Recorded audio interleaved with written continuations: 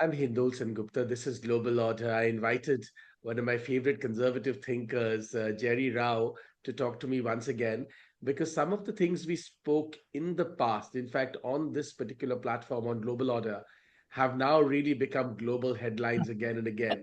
One of those things is this entire curious thing on how Indians became the new Jews.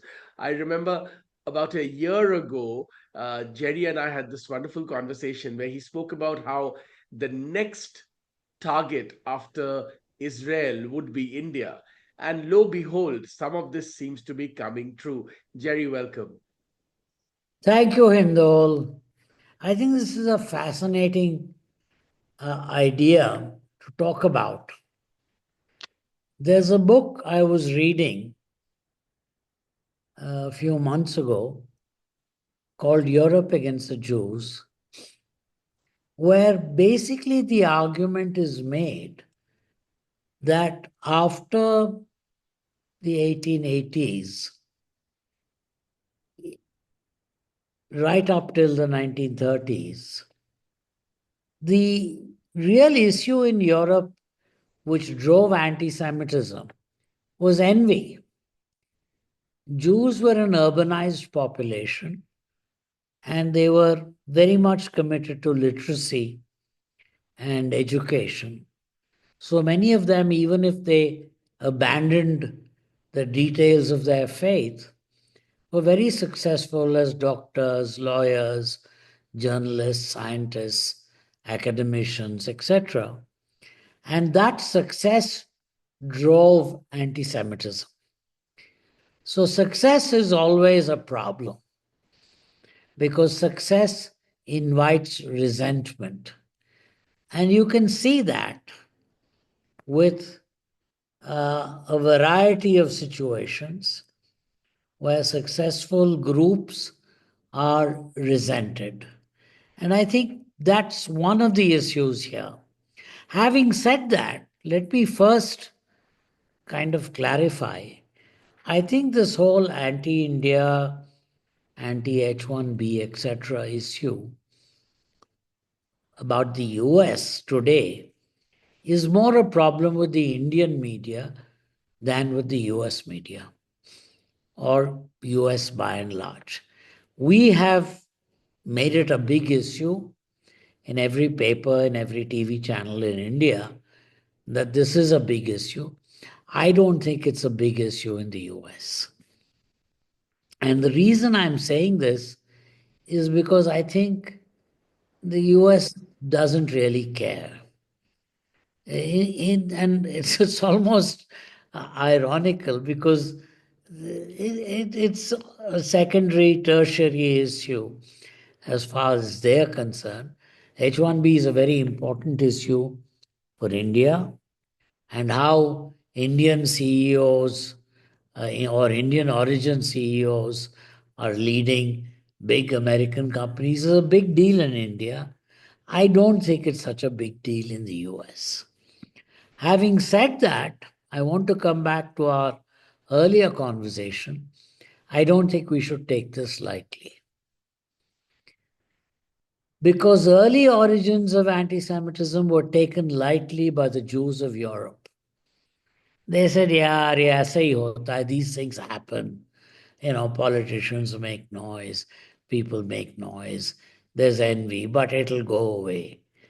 And then it didn't go away. And that's the real issue that I want to talk about, the comparison between Jews and Indians, is that this may not go away. So we have to be very cognizant that this could become a big problem. In my opinion, particularly in the US, it's not a big problem today. And Indian media should be careful, particularly social media, because social media always has a global reach. Facebook comments, X comments, they can become globally viral. So we should be careful not to exaggerate it. Now, let me switch gears a little bit. Let me ask you one question before you switch gears. And Yeah. here's my question. I agree with you that we shouldn't take it lightly, even though perhaps it hasn't really blown up yet. And the following are my reasons for this, and I want you to respond to them. Number one, this actually rhetoric has been building for some time. Even 3, 4 years ago, there was a concentrated effort to apply BDS, boycott, divest, the entire mechanism that was started against Israel for quote unquote what India did in Kashmir. That movement failed, but this has constantly come up again and again. The other thing that I find surprising is that this entire thing, and people, friends of mine in Europe told me the same thing that you told me a few months ago, that resentment about the success of Indians, the other 1%, so to speak, is growing. But one of the things about this rhetoric that I noticed even on social media, since you mentioned social media, is that it doesn't remain to financial success. It quickly becomes about cultural attributes, about what Indians eat and what they wear and how they behave. And, it takes extremely ugly racist tones. Now, I agree that this could be fringe on social media, but these are certainly ominous signs that we perhaps shouldn't ignore. What do you think? Actually, you're absolutely right, and the right adjective to use is ominous. We have to be careful. To think that this will go away is being foolish, because this kind of thing grows. It has a pernicious growth trajectory. But the reason why your questions or your comments resonates with my switching gears is I want to switch from the US to Britain. Now, if you think about it, 10, 20 years ago, in Britain, all of us were classified as Asians: Indians, Pakistanis, Bangladeshis, Singaporeans. Everyone was classified as an Asian. But today, if you look at the way the British media, particularly the really free media, not BBC, which is an absurd outlet, but GB News and people like that, they make it very clear that the grooming, raping gangs are Pakistanis. They don't use the word Asians anymore. And some of them, some of the commentators, will go one step further and say Pakistani Muslim heritage. So it's not Pakistani Christians or, that kind of thing is becoming quite clear. Number two, people like Douglas Murray, for instance, is willing to openly say that the grooming, raping victims were just not British white girls. They included British Hindu girls and British Sikh girls. So you're starting to see people differentiate. And the low incarceration rates, the low crime rates of Indians, I think in every country now will start appearing more prominently in official statistics and will start getting attention, because there's no doubt about it, particularly in white collar crimes, there are many times Indians involved. But in violent crimes, there's very few Indians involved in country after country. And this is going to come out. This has already started coming out. More of it will come out. It is ominous. It is something we should not take lightly, because there is a tendency among the left, particularly all across the West, to kind of criticize India and to particularly criticize Hindus as some kind of backward, um, superstitious and oppressive people, and uh, to uh, to kind of think that this poisonous stuff will go away easily is a mistake. But at this point in time, I think we would do well to understand that, particularly in the US, I'm not talking so much about Europe or about Britain, but in the US, I think we will be able to weather this without too much of a backlash. Because, first of all, the US, particularly in the new dispensation of Trump, is going to attach a lot of importance to meritocracy, and it's going to be more objective than the previous Democratic administrations, which were more given to DEI and wokeness and things like that. And we have a reasonably good chance of evading the same constructs as anti Semitism without, at any point in time, losing our sense of caution that it could happen. It could happen, but my prediction is it's less likely to happen in the US. And I'm also positively impressed with the changes in the vocabulary and the dialogue in Britain. Let me ask you this, Jerry, because you're an entrepreneur yourself. In the US, we are more protected in a sense also because of the very nature of American capitalism.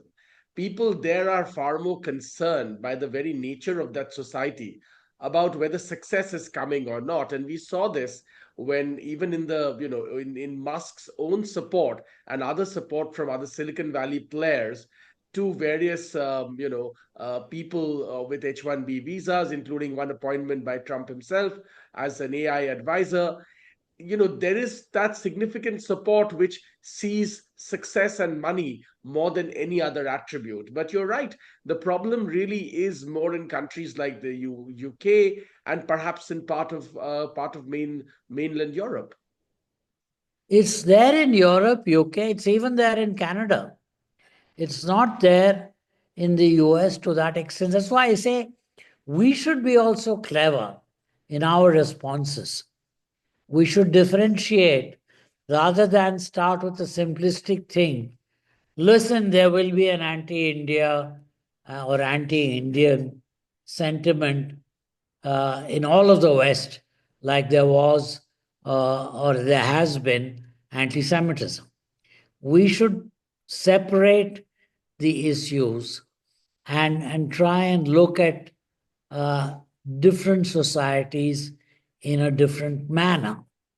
Because some minister came to Delhi not so long ago and was willing to negotiate an increase in visas for working Indians, even when Germany is extremely worried about migrants and all this kind of stuff.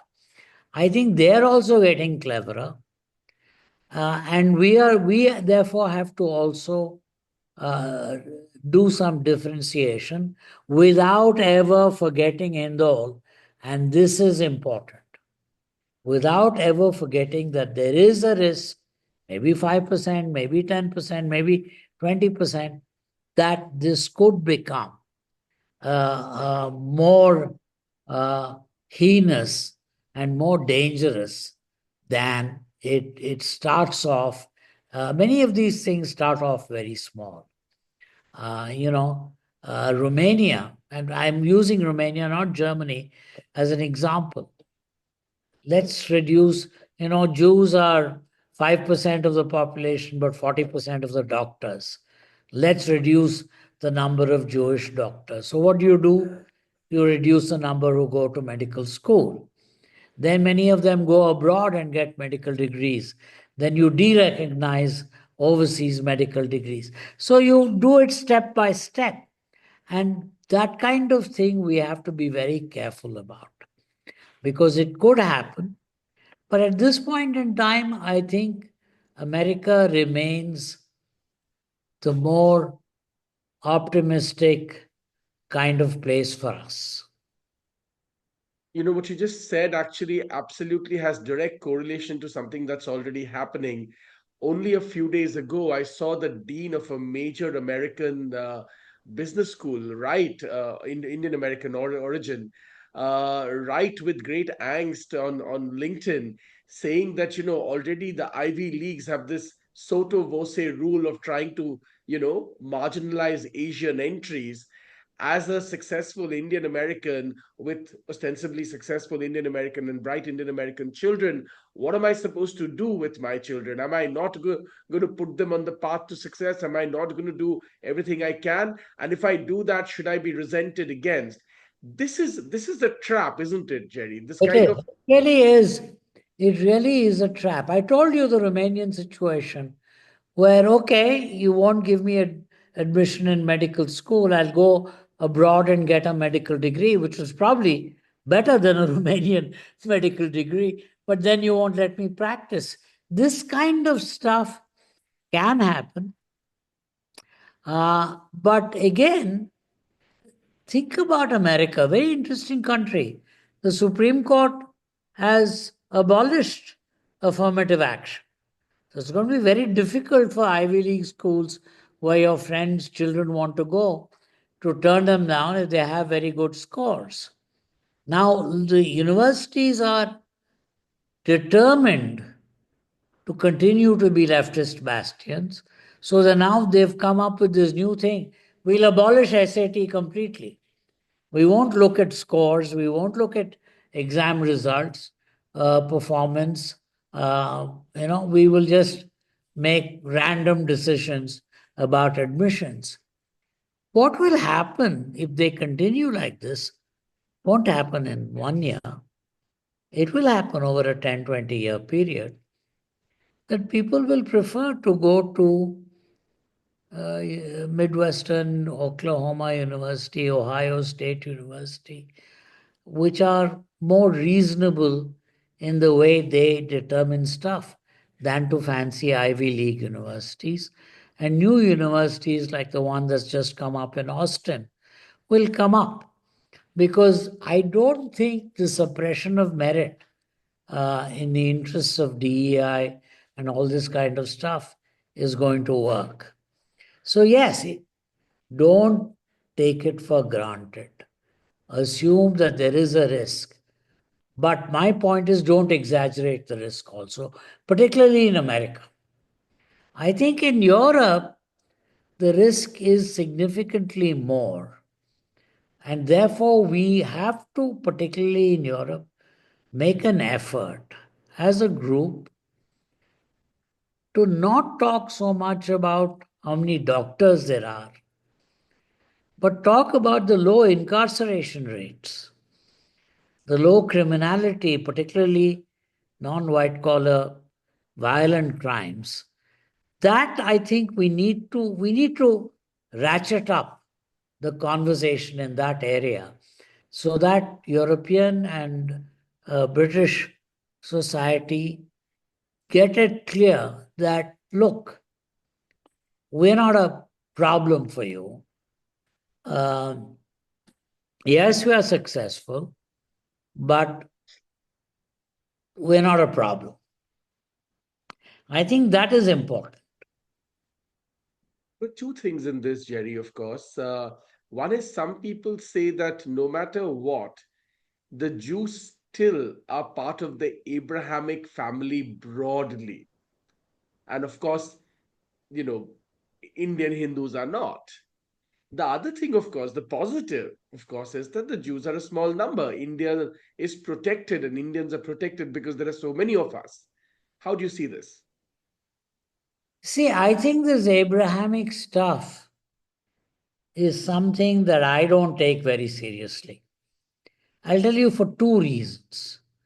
One, this very expression Abrahamic is by and large used by liberal Muslim intellectuals to try and portray them as being part of the greater kind of Christian, Jewish, Muslim traditions.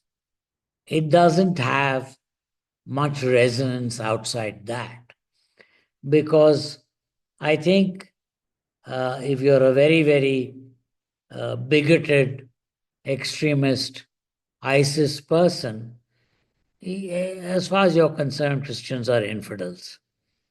And the very celebration of Christmas is an impious and blasphemous act. So I don't take this very seriously. They are not one group. They are a complicated thing. Yes, Hindus have a problem because we are polytheists, we are idolatrous, and we are pagan in some sense. By the way, do you know that the word, going back to the Latin roots of pagan, pagan means ordinary people. So we're ordinary people, peasants, if you will. So that is an issue, particularly with some very religious Christians. They can be upset about that. But again, I think the way we need to respond is not by denying our paganism, but simply saying, yeah, that's what we are, but we don't commit crimes, we don't go to jail in the same numbers as so many other groups. And by and large, we pay taxes and we are, in there, our percentage of our people on welfare rolls is very small. So I think we need to go back to very prosaic arguments like that. And I think they will sell. I mean, I think it's really when I'm looking at this whole grooming uh, rape scandal, at least the channels I watch, they've completely stopped using Asian. They don't. So No, it's actually true what you're saying. Like, they're for not instance, in stupid. They Britain, have been stupid for a long time, but today they are not. taking off from what you were saying, I mean, if you look at prison, numbers in the UK, actually, Indians are so small in that number of people that they're statistically negligible. Correct. So that tells you a story. But I'm telling you, I lived in England between 1993 and 1995. At that time, they didn't separate the statistics. They just included one group as Asian. So Britain also has learned over 30 years that it's absurd to take a law-abiding, tax-paying Hong Kong Chinese guy who's migrated to London and equate him with a Pakistani groomer and rapist in Rotherham. So they are learning, and we should encourage them to learn more and be more receptive to taking the data apart and looking what it is. Because I we think have a good story to tell. we do. No, We it's do. not just about success. Success is a great thing. Being CEOs and presidents of World Bank and all is a very important thing. But it's not just that. The rest who are not CEOs are law abiding, don't go to jail. Hey, let's talk about that too. And highly assimilated.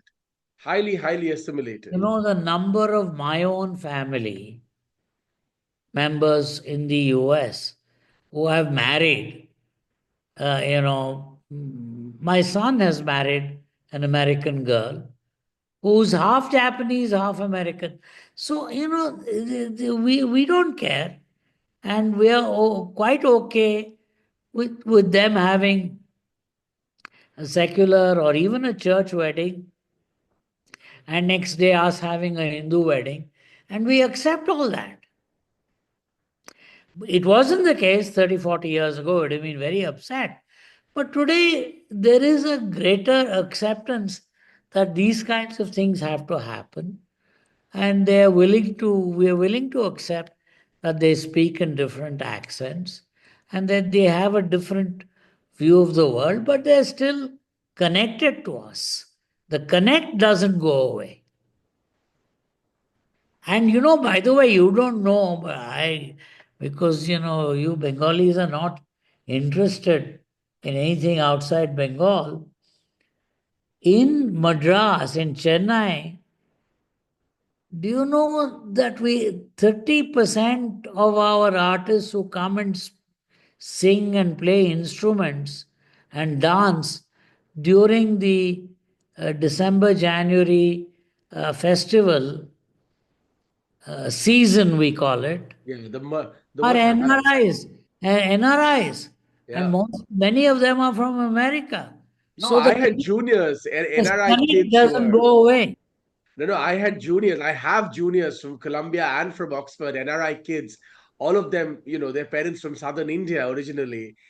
Beautiful. I mean, they were all very good, of course, in their studies, but one was a brilliant mridangam player, the other one sang beautifully. So I can totally believe this. So the connect doesn't go away. I'm not, their accents are very American, and they may be pursuing whatever stuff, but there is a connect, and the connect remains. And I think, yeah, look, I just want to go back to our opening questions. Is this something we should be worried about? Yes. Is this something we should exaggerate, particularly vis a vis America? No. That's my point. Let me ask you one last question then, Jerry. Coming back to this, some people would say that actually becoming Jew adjacent is not a bad thing. I mean, these are two communities, in a sense, who perhaps can build even stronger connections and do great things together. I certainly have both Israeli friends and, of course, fellow Indians who would say the same thing. And many of them have been messaging me saying, oh, finally, the world recognizes our power and so on and so forth. How do you respond to that? There is one Canadian journalist who actually led a demonstration in Toronto. I know, Daniel Bodman. Yeah, you know him? Yeah. I just Yes. watched it the other day. And saying we have to He's come actually together. Jewish. He's He's Jewish. Jewish. Yeah. He's Jewish. By the way, in my opinion, one of the greatest Canadian Jews, Montreal Jew, was Leonard Cohen. I have been a Of lifelong course. admirer of him. Of course. We're all fans, of course. But this is the point. I think there is a connect, and I think we should talk to them. They should talk to us. We should see what we can do together because, uh, particularly in the West, we're a small community, they're a small community. It's true, they don't have a billion strong people country backing them, which we do. They have only a 7 million strong country backing them in Israel. So that's a big difference. But numbers don't always matter. Oh, and I they've shown it. Yeah, again and again. Yeah. I think it's the overall ambiance that matters, and I think we should connect and talk to them and look at strategies and look at issues because there is something in common. Very old civilizations, non-proselytizing civilizations. That's That right. is one That's a of the big common things. ground. That's Yeah, a big common thing with both of us. that's right. They don't proselytize us. We don't proselytize them. That doesn't mean we agree with them. That doesn't mean they agree with us. But we are willing to live side by side. And we have a very long tradition of welcoming Jews in India, going back 2,000 years or more. And we're very grateful to the contributions of so many Jews to our society. And I think they are quite understanding of the fact that we don't have any um, uh, kind of conquest ambitions vis-a-vis them or anyone else for that matter. And so I think there is a connect between them and us. And whether we want, but again, let me be very clear. We have to not exaggerate, because if we today exaggerate, particularly in America, it may backfire. It is an issue, but it's an issue more in Indian newspapers and Indian channels than it is in the US. So let it die the way all these things will die over time. At least, but at the back of our mind, we must know that this can become big. This is Yeah, not something that we should take lightly. And an alliance with Jewish groups is not a bad idea. It's a good idea because there are some commonalities. I agree. It's not just about success. It's not just about being a minority in the West. It's about something else, that there is almost a spiritual connect between us, and a historical connect between us. On that note, perhaps this is the crack of all these controversies, to quote Leonard Cohen, is the crack through which the light will come in. Thanks very much, Jerry Rao. Always a pleasure talking to Nicole, do you you. know what is my favorite Leonard Leonard Cohen Cohen song? poem? No, which one is it? It's not a song, it's a short couplet he wrote. Right. Annie gone, whose eyes to compare with the morning sun. Not that I did compare, but I do compare now that she's gone. Lovely. What a, Wonderful. I mean, Wonderful. and you're bringing oranges and tea all the way from China. The guy was something else. Yes. And if today Canada persecutes Jews or Indians, they will be the poorer. Yeah. You No, know, and they Leonard have, Cohen, at the end of his life, went and served a Buddhist master yeah. for all those years, off the hills of LA. And yeah, incredible man. We're all big, big fans. Oh, but the problem is that Jews have contributed so disproportionately. True, General Jacob was the chief of staff in true. 1971. Nissim Ezekiel inaugurated Indo English poetry. You know, they've contributed disproportionately.